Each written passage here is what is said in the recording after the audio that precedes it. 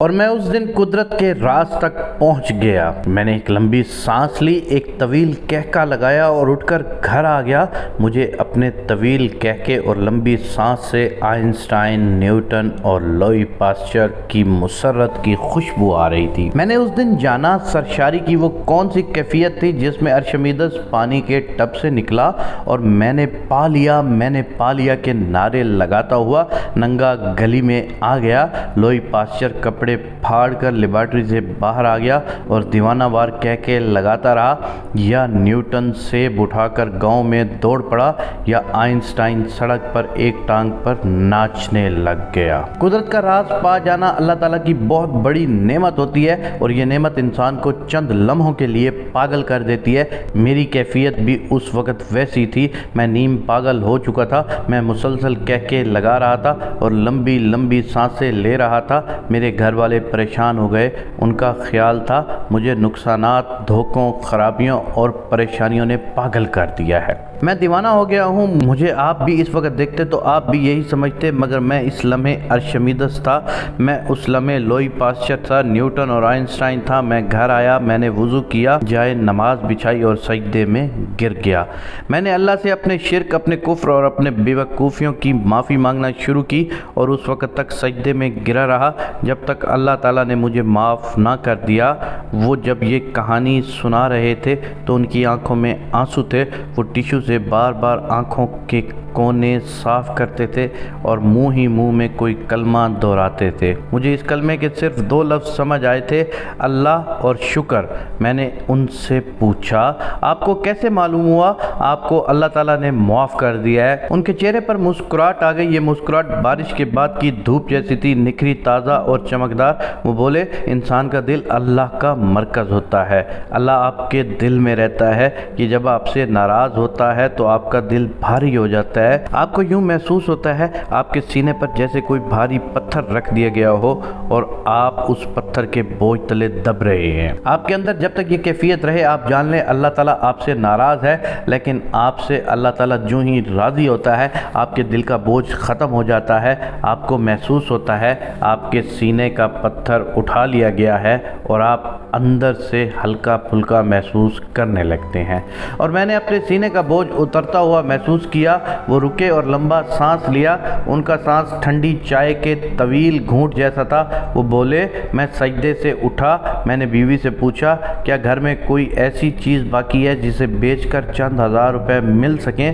اس نے مجھے عجیب نظروں سے دیکھا۔ اس کی نگاہوں میں تعصب تھا۔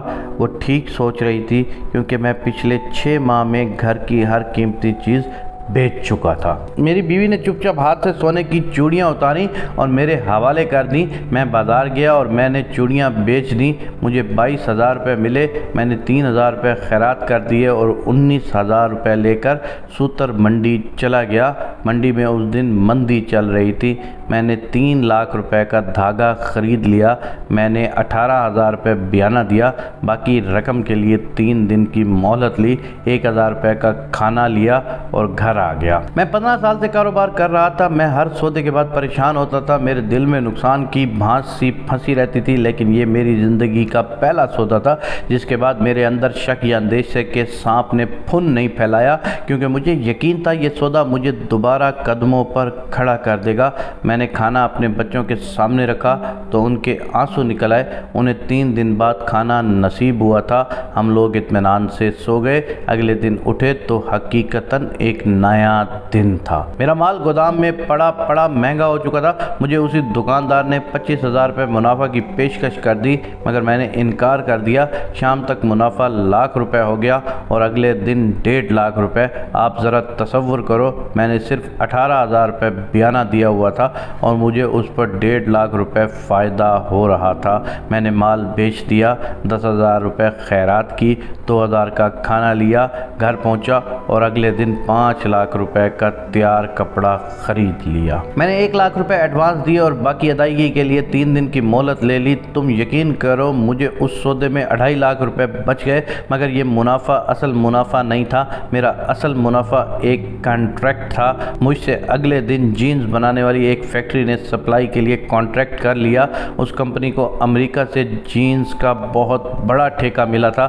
میں نے 6 ماہ تک انہیں روزانہ کپڑا سپلائی کرنا تھا۔ وہ مجھے ایڈوانس رقم دیتے تھے اور میں انہیں کپڑا سپلائی کر دیتا تھا۔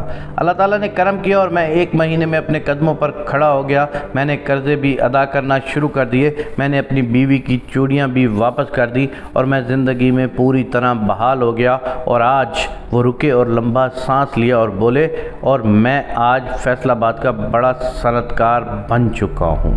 وہ خاموش ہو گئے۔ ہمارے درمیان خاموشی کے کئی دور چپ چاپ گزر گئے۔ وہ اس دوران ہاتھ ملتے رہے، آسمان کی طرف دیکھ کر اللہ کا شکر ادا کرتے رہے اور اپنی گیلی آنکھیں صاف کرتے رہے۔